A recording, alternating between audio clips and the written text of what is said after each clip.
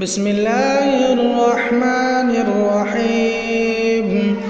اقرأ باسم ربك الذي خلق خلق الإنسان من علق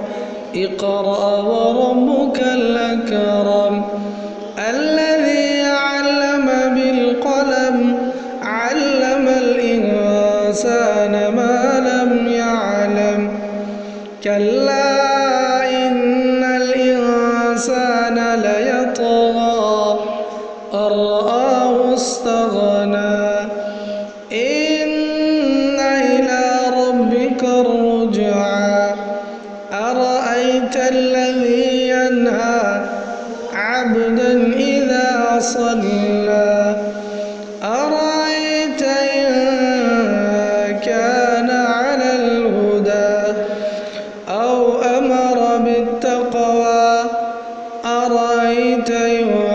كذب وتولى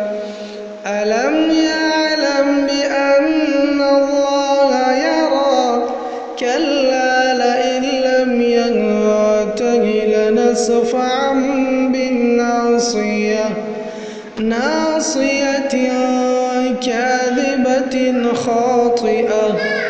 فليدع ناديه سندع الزبانية كلا لا تطعه واسجد واقترب